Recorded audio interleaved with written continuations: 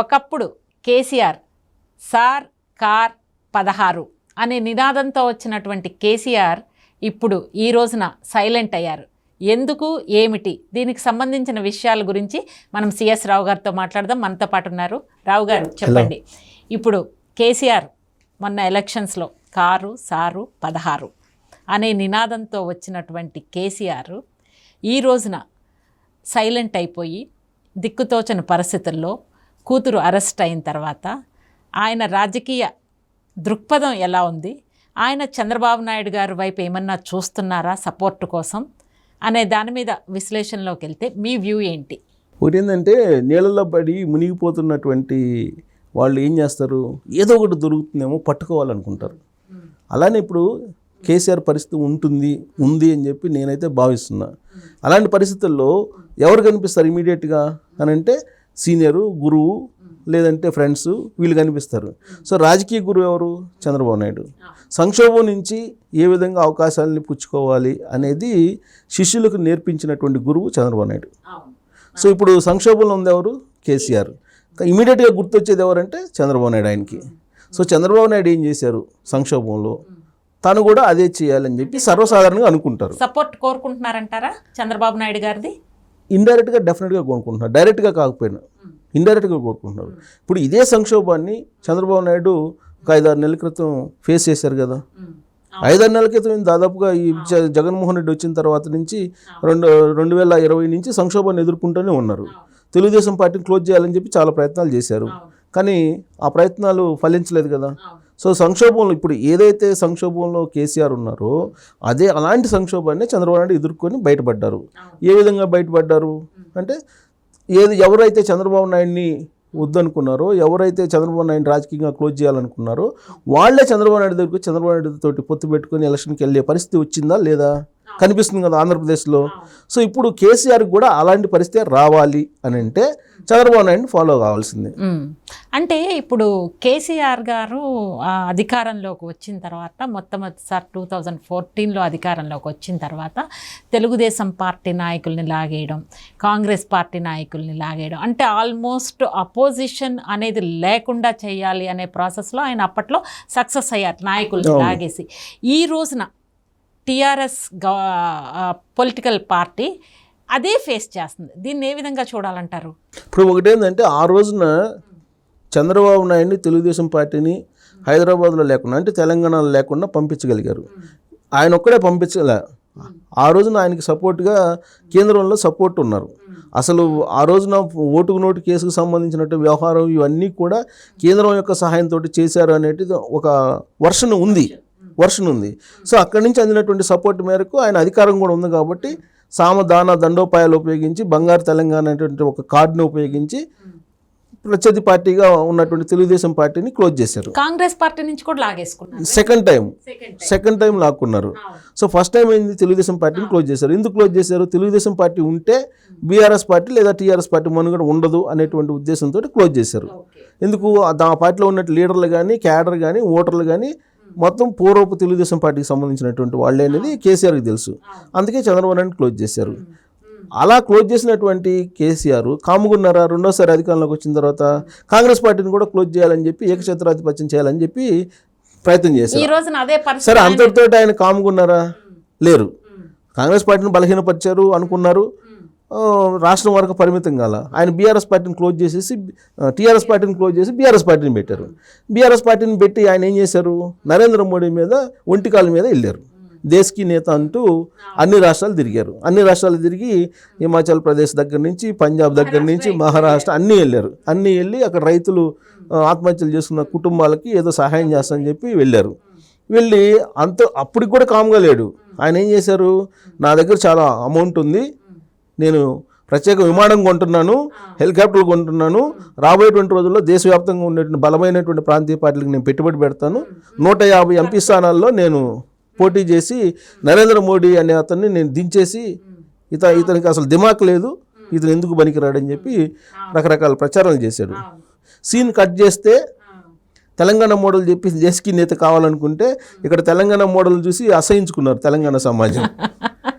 అవును. సో అక్కడి నుంచి డౌన్ ట్రెండ్ స్టార్ట్ అయింది ఆయనకి. డౌన్ ట్రెండ్ స్టార్ట్ అయిన తర్వాత ఏమైంది, అసలు ఆ పార్టీ ఉంటుందా ఉండదా ఇప్పుడు అనేది. ఎందుకంటే ఎమ్మెల్యేలేమో కాంగ్రెస్ పార్టీ వైపు వెళ్తున్నారు, ఎంపీలేమో బీజేపీ వైపు వెళ్ళిపోతున్నారు, అభ్యర్థులు కూడా దొరకని పరిస్థితి ఇవాళ ఆ పార్టీకి.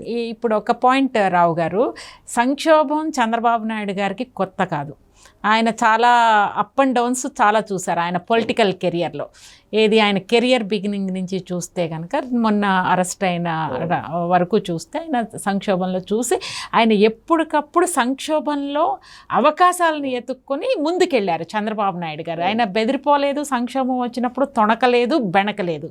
సంక్షోభాన్ని ఆపర్చునిటీగా తీసుకున్నటువంటి చంద్రబాబు నాయుడు గారు ఈ రోజున కేసీఆర్ ఈ పరిస్థితుల్లో ఉంటే ఈయన అడిగితే కనుక చంద్రబాబు నాయుడు గారు కేసీఆర్కి సపోర్ట్ చేస్తారా? ఒక మిత్రుడుగా అనుకోండి, ఒక సహచరుడుగా అనుకోండి, ఒక రాజకీయ గురువుగా అనుకోండి, ఈ రోజున అలాంటి అవకాశం ఉందంటారా చంద్రబాబు నాయుడు గారు కేసీఆర్కి సపోర్ట్ చేసే విధానం? చంద్రబాబు నాయుడు మనస్తత్వం తెలిసినటువంటి ఒక జర్నలిస్ట్గా ఎవరు పోయి నాకు ఈ ఇబ్బందుల్లో ఉంది అని చెప్పి ఎక్స్ప్లెయిన్ చేస్తే చూద్దామమ్మా చేద్దామమ్మా అంటారు, అవకాశం ఉంటే చేస్తారు కూడా.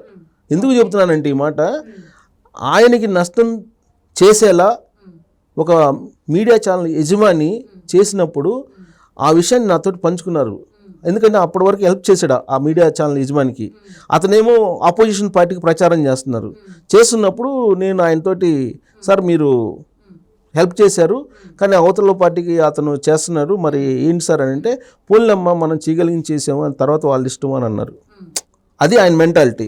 సో ఇప్పుడు కేసీఆర్ ఆయనకి రాజకీయంగా నష్టం చేకూర్చిన ఇవాళ కేసీఆర్ వెళ్ళి చంద్రబాబు నాయుడు తోటి కనుక చెప్తే డెఫినెట్గా చంద్రబాబు నాయుడు తనకు చేతైనటువంటి సహాయం చేస్తారు, చేసే మనస్తత్వం. కానీ ఇవాళ కేసీఆర్ని ఆదుకునేటువంటి పరిస్థితి, అలాంటి వాతావరణం ఢిల్లీ నుంచి తెలంగాణ ఆంధ్రప్రదేశ్ వరకు ఎక్కడా లేదు, క్లోజ్ అయిపోయింది. ఎందుకని? కారణం ఏంటంటే విశ్వసనీయత అనేది. ఇప్పుడు కేసీఆర్ మీద ఢిల్లీలో ఉన్నటువంటి ఒపీనియన్ ఏంటంటే, నేను ఢిల్లీలో కూడా పనిచేశా, ఢిల్లీలో ఉన్నటువంటి ఒపీనియన్ ఏంటంటే ఇతను మోసం చేస్తాడు, ముందు ఒక మాట చెప్తారు వెనక్కి ఇంకోటి చేస్తారు, నిలకడ లేని మనిషి.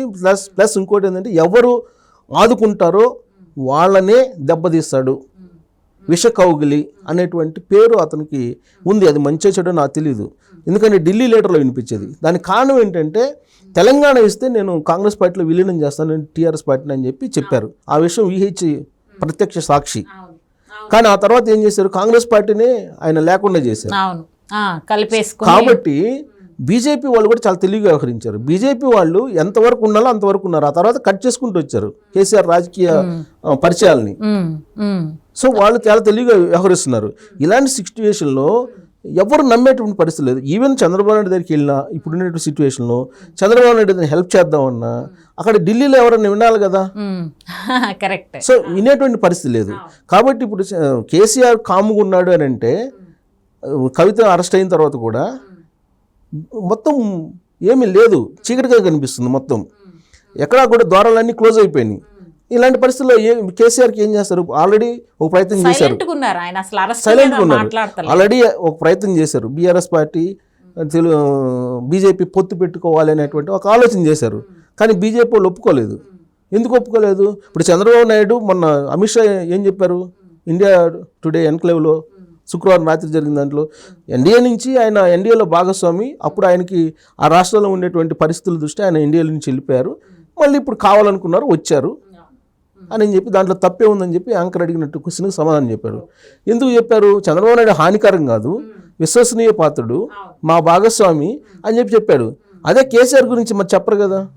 కేసీఆర్ వాళ్ళ వైపు నుంచి, కేసీఆర్ వైపు నుంచి బీజేపీలో పొత్తు పెట్టుకుంటారని చెప్పినా కానీ బీజేపీ వాళ్ళు ఎందుకు రిజెక్ట్ చేశారు? కారణం ఏంటంటే విశ్వసనీయత. సో కాబట్టి ఇప్పుడు చంద్రబాబు నాయుడు దగ్గరికి వెళ్తే డెఫినెట్గా హెల్ప్ చేసేటువంటి మనస్తత్వం ఉంది, కానీ ఆయన చేయాలనుకున్నా కానీ ఇవాళ కేసీఆర్ విషయంలో డోర్స్ క్లోజ్ అయిపోయాయి. అందుకే సారు కారు 16 అంటూ లాస్ట్ ఎలక్షన్లో ప్రచారం చేసుకొని ఇవాళ కారు సారు నో అభ్యర్థి అన్నట్టుగా ఉంది.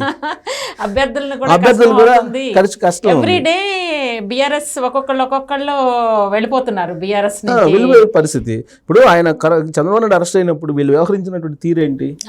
ఎగ్జాక్ట్లీ ఇప్పుడు ఇవాళ కాంగ్రెస్ వాళ్ళే చెప్తున్నారు, చంద్రబాబు నాయుడు ఏమంటలా, కాంగ్రెస్ వాళ్ళు చెప్తున్నారు మీరు పోయి ఇక్కడ ఎందుకు, మా బ్రాండ్ దెబ్బతింటది హైదరాబాద్ బ్రాండ్, మీరు పోయి ఢిల్లీలో జంతర్ మంతర్ దగ్గర చేసుకోండి ధర్నాలు అని చెప్పి కోమటిరెడ్డి వెంకటరెడ్డి అన్నాడు ఇవాళ.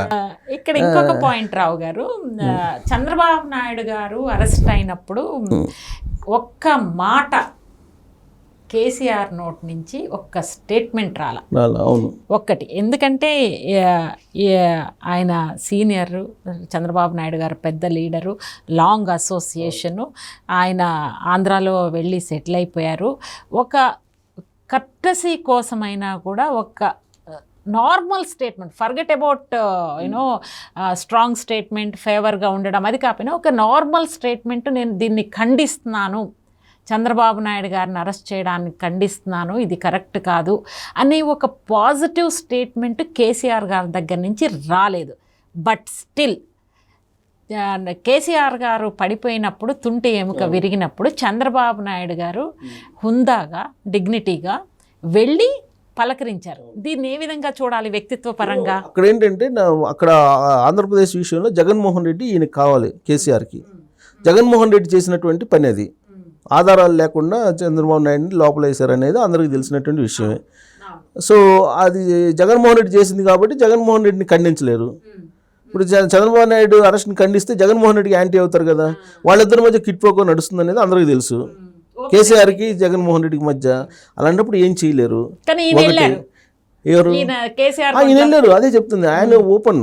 ఇప్పుడు ఆయన ఏంటంటే హుందాతను, ఆయనకి ఏం దాంట్లో బేసిజాలు లేవు కదా, బేసిజాలకు అసలు పోరు చంద్రబాబు నాయుడు.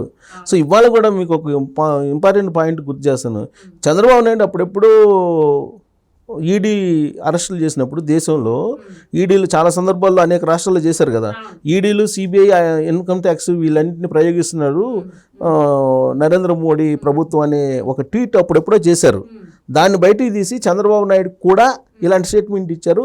సో కవిత అరెస్టు అనేది కక్ష సాధింపు చర్య అనేదాన్ని చెప్పుకునేదానికి చంద్రబాబు నాయుడు అప్పుడెప్పుడో చేసినటువంటి ట్వీట్ని రీట్వీట్ చేశారు ఇవాళ కేటీఆర్.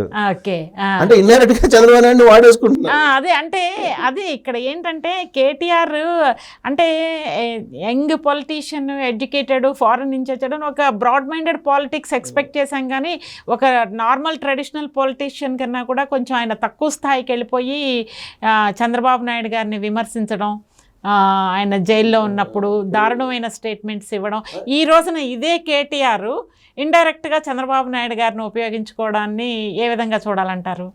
ఇలా ఇప్పుడు అదే ఇందాక నేను స్టార్టింగ్లో చెప్పాను, మునిగిపోయేటువంటి వాళ్ళకి ఏదన్నా దొరుకుతుందో, గడ్డిపోచ దొరికితే అది పట్టుకుందాం అనే యాంగిల్లో ఇప్పుడు చంద్రబాబు నాయుడు తోటి కూడా మాట్లాడకుండా ఏమి ఉండరు. ఎందుకంటే మాట్లాడే అవకాశం ఉంది. చంద్రబాబు నాయుడు సంగతి వాళ్ళకి బాగా తెలుసు, మనకన్నా కూడా హెల్ప్ చేస్తాడని కూడా అవకాశం ఉంటే హెల్ప్ కూడా చేస్తారు చంద్రబాబు నాయుడు. ఒకటేంటంటే కారు సారు ఇప్పుడు బేజార్లో ఉన్నాడు ఇప్పుడు బేజార్లో ఉన్నాడు. బేజార్లో ఉన్నప్పుడు అందరు కావాలి, అధికారం ఉన్నప్పుడు ఎవడో అవసరం లేదు, బాధల్లో ఉన్నప్పుడు అందరు కావాలి. కేసీఆర్ అయితే ఇప్పుడు కామ్గా ఉన్నాడంటే కవితను తీసుకెళ్ళి ఈడీ అక్కడ విచారిస్తున్నా కానీ ఆయన కామ్గా ఉన్నాడంటే దాని అర్థం ఏంటి? మొత్తం డోర్స్ క్లోజ్ అయిపోయినాయి. డోర్స్ ఓపెన్ కావాలంటే చంద్రబాబు నాయుడు ఆదర్శంగా తీసుకోవాలి, చంద్రబాబు నాయుడు సలహా ఖచ్చితంగా తీసుకుంటారు. ఇండైరెక్ట్గా అయితే వాడుకుంటున్నారు కదా కేటీఆర్, ఆ ట్వీట్ని అయితే వాడుకుంటున్నారు కదా. సో కాబట్టి ఇప్పుడు బేజార్లో ఉన్నాడు ఆయన. ఆ బేజార్ నుంచి ఆయన రావాలంటే కనుక ఆయన విశ్వసనీయత కోల్పోయారని నేను అనుకుంటున్నా. కవితను జైలుకి పంపించేస్తారంటారా? ఆల్రెడీ వెళ్ళిపోయింది, అరెస్ట్ చేశారు. అంటే 10 days తర్వాత మళ్ళీ కస్టడీకి అడుగుతాము అని అంటున్నారు. డెఫినెట్గా అది ప్రాసెస్ కదా, అది తీసుకెళ్లి జడ్జి ముందు పెడతారు, జడ్జి రిమాండ్కి ఇస్తారు, మళ్ళీ వాళ్ళు కస్టడీకి అడుగుతారు. ఇవన్నీ ప్రాసెసింగ్. నా ఈడీకి వెళ్ళిన తర్వాత మిగతా సంస్థలు వేరు, ఈడీ వేరు. అది ఇంకా ప్రాసెస్లో చట్టం తన పని దాన్ని చేసుకోబోతుంటుంది. నాకు తెలిసినంత వరకు చంద్రబాబు నాయుడు ఇన్వాల్వ్ అయినా కానీ డోర్స్ అయితే ఓపెన్ కావు అని చెప్పి నేను అనుకుంటున్నాను వ్యక్తిగతంగా. ఇదండి కేసీఆర్ గారు కారు సారు బేజారు. ఇటువంటి పరిస్థితుల్లో ఆయన చంద్రబాబు నాయుడు గారి వైపు చూస్తే చంద్రబాబు నాయుడు గారు ఆయనకి ఏమన్నా సహాయ సహకారాలు అందిస్తారా? Let us watch. Thank you.